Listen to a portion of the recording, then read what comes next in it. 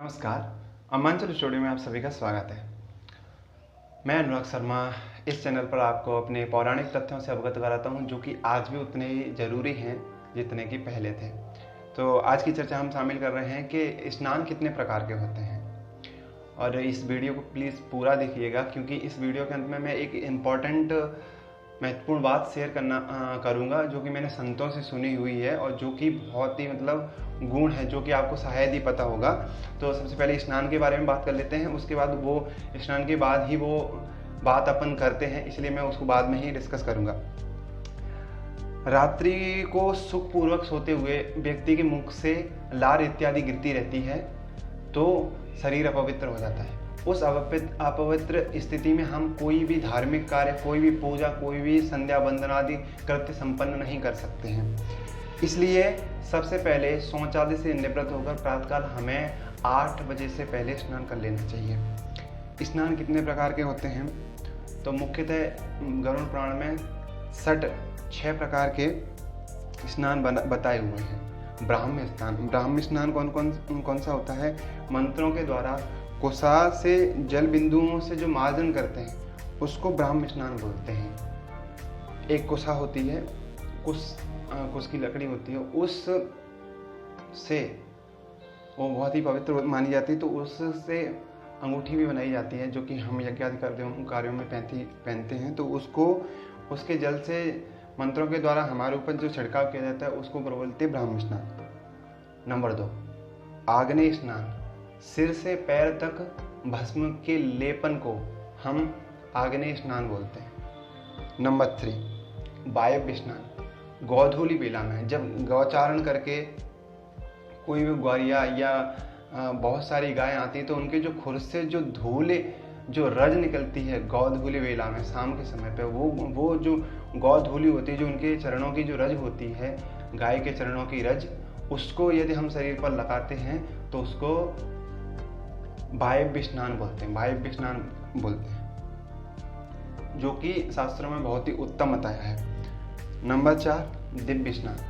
बहुत बार आपने देखा होगा कि बारिश होते समय धूप निकल जाती है, तो उस समय जो सूर्य भगवान की किरणों के साथ साथ में जो वृष्टि होती है उसको हमें दिव्य स्नान कहते हैं, और ये दिव्य स्नान हमें जरूर ही कर लेना चाहिए जब भी ऐसा मौका मिले हमें। नंबर 5, वारुण स्नान। वारुण स्नान में जल में अंदर तक अवगाहन करके नदी इत्यादि में जाके उसमें डुबकी लगा के वो 5वें नंबर का स्नान है। नंबर 6, यौगिक स्नान।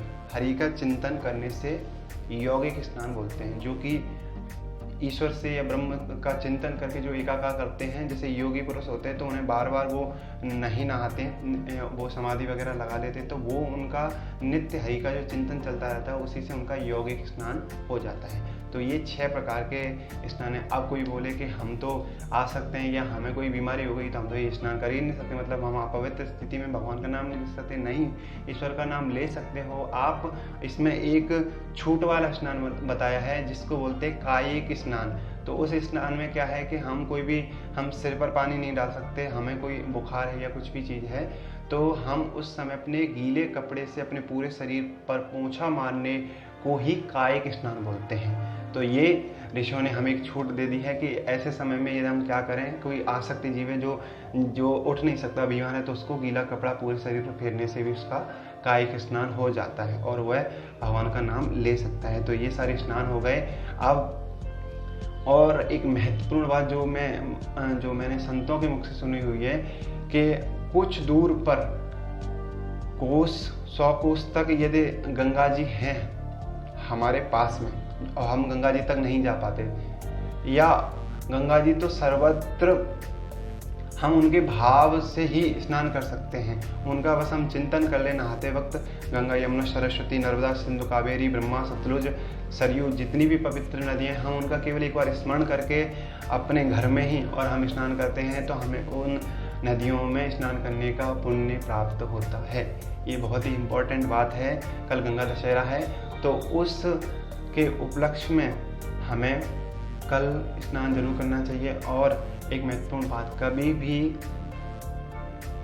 जो पुण्यवती, जो पुण्यशालिनी नदियां हैं, उन नदियों में यदि हम स्नान करते तो हमें कभी भी अपने वस्त्र को निचोड़ना नहीं चाहिए, क्योंकि हमारे जो वस्त्रों से जो जल गिरता है उससे हमारे पित्त तृप्त होते हैं, और यदि हम उसको निचोड़ देते हैं उसी गंगा जी के घाट पे या यमुना जी के घाट पे, तो वो जल पितरों को प्राप्त नहीं हो पाता। इसलिए कभी भी गंगा या यमुना में स्नान करने के बाद जब हम निकलते हैं तो कभी भी हमें अपने वस्त्रों को निचोड़ना नहीं चाहिए हाथों से, वो अपने आप निचोड़ के सूख जाएं तो ही ज़्यादा बेहतर है। ये एक बहुत ही महत्वपूर्ण बात थी जो कि शायद ही आप लोगों को पता हो।